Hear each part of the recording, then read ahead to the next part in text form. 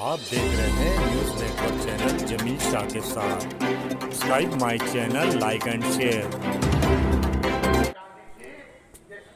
धुले मौलीगंज में इंडिया गठबंधन की सभा में इंडिया गठबंधन के सभी नेतागण ने जनता के सामने अपने विचार पेश किया। इस सभा में बड़ी संख्या में जनता ने हाजिरी लगाई। इंदिरा गांधी की जिसने 1984 में आसाम का वजीर मेरा मनोहर तैमूर को बनाया, ये इंदिरा गांधी जी जिसने महाराष्ट्र का मुख्यमंत्री अब्दुल रहमान, राष्ट्रपति, उस राष्ट्रपति के ओहदे के लिए डॉक्टर जाकिर हुसैन को बनाया कांग्रेस पार्टी।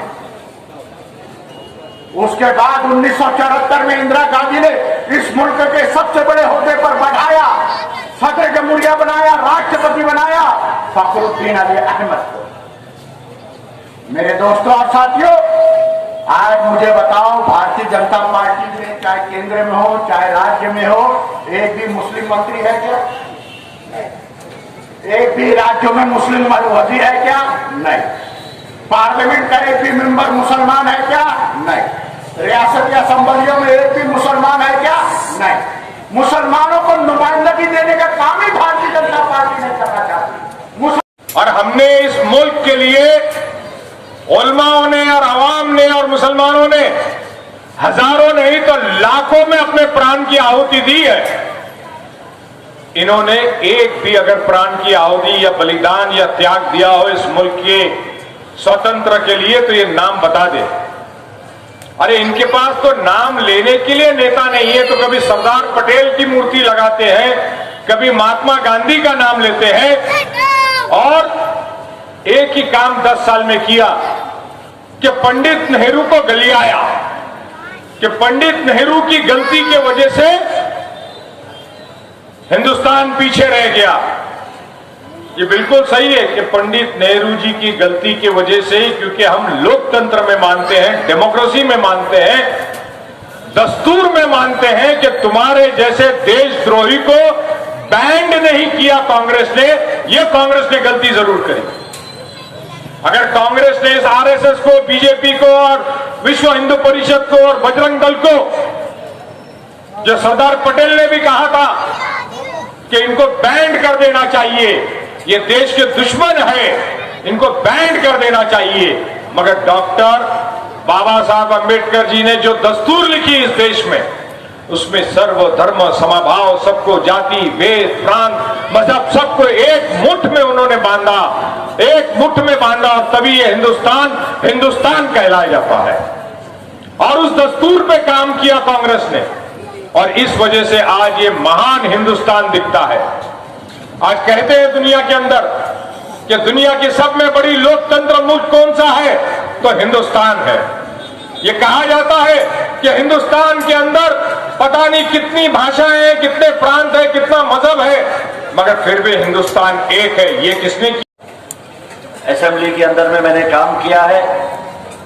ऐसे हमारे माजी आमदार अन्ना गोडे साहब मेरे पहले, जिन्होंने बहुत ही अच्छा यहाँ पर अपने अल्फाज रखे, अपनी बात रखी, जिनको असेंबली के अंदर में स्पीकर ने बहुत सारे पार्लियामेंट के बेस्ट स्पीकर का अवार्ड दिया, ऐसे मुजफ्फर भाई, शकील शाहीन साहब ने बहुत अच्छी बात कही, मजीद कुरैशी भाई, मुजफ्फर भाई, साबिर सेठ साहब, महेश मिस्त्री जी, यहाँ पर युवराज भाई हमारे कांग्रेस के अध्यक्ष, सभी मान्यवर मंच पे बैठे हुए, सामने बैठे हुए सभी बुजुर्ग, नौजवान साथियों और दोस्तों, जो बात मुजफ्फर भाई ने की है उसी बात को मैं आगे लेके जाना चाहता हूं।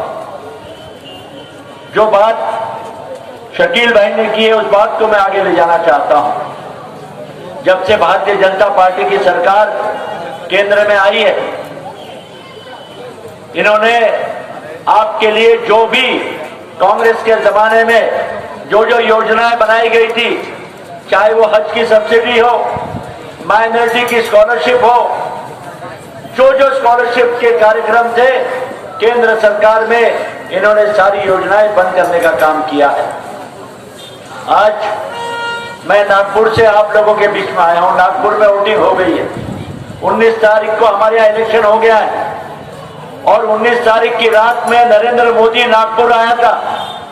नागपुर आने के बाद उसने पूरे इंटेलिजेंस को बुलाया, आईबी को बुलाया और उसने रिपोर्ट लिया। रिपोर्ट में यही आया कि जो 400 पार का जो नारा लगा रहे थे भारतीय जनता पार्टी के नेता लोग, अब वो 400 पार का जो नारा है वो नारा बंद हो गया है। आज प्रियंका जी की मीटिंग थी और प्रियंका जी की मीटिंग में एक बहुत अच्छा माहौल मुझे नजर आया।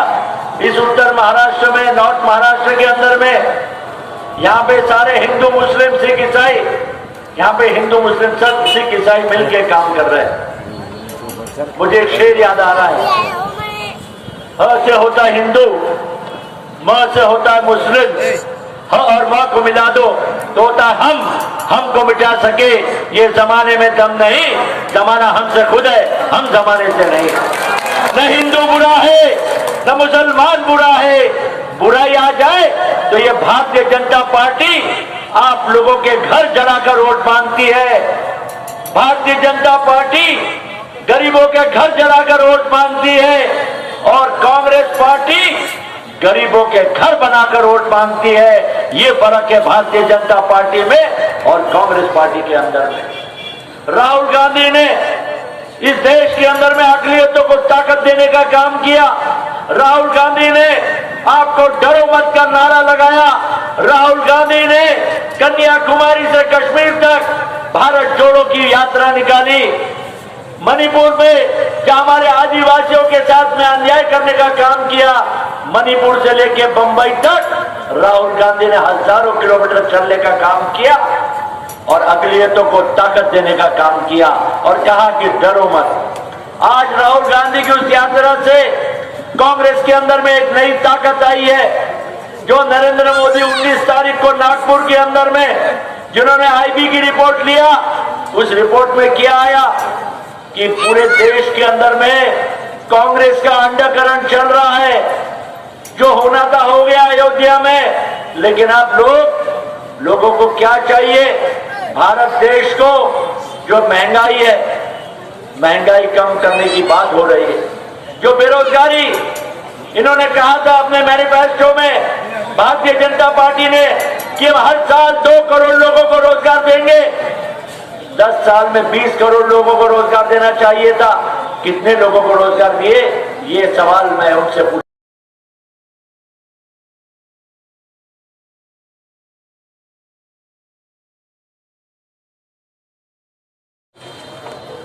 हमारे यहाँ के सारे मुसलमान भाइयों को मेरी बहुत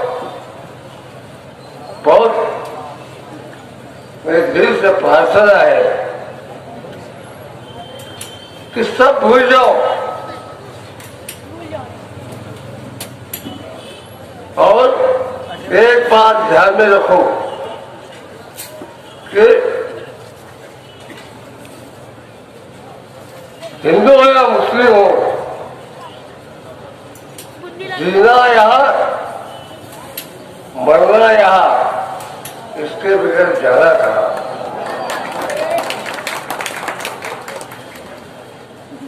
अरे मोदी जी के बारे में उन्होंने कहा,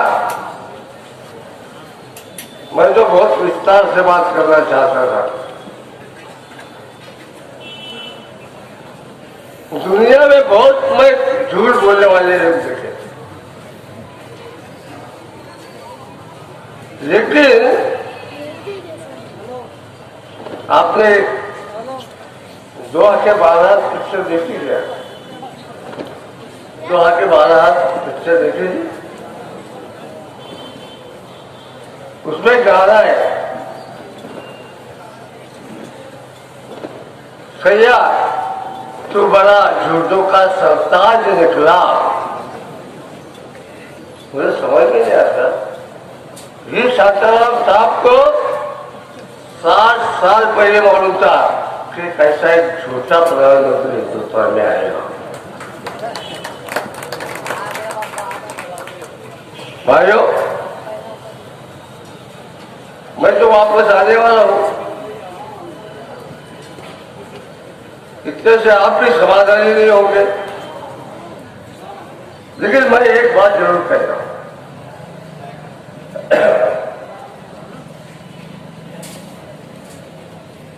महाराष्ट्र में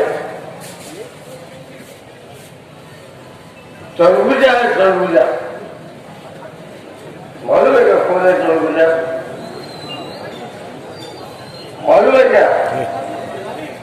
उसका नाम मैंने रखा है।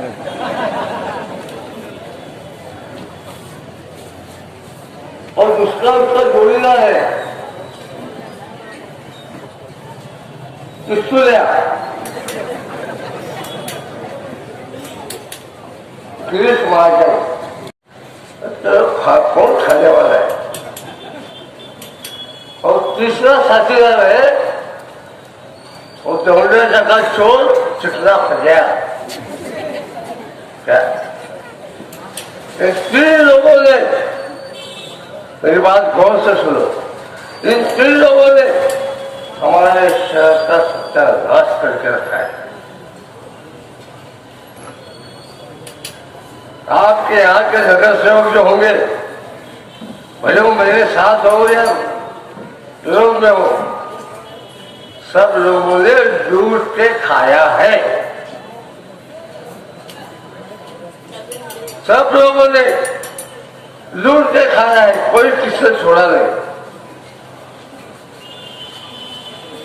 आपको मालूम नहीं होगा,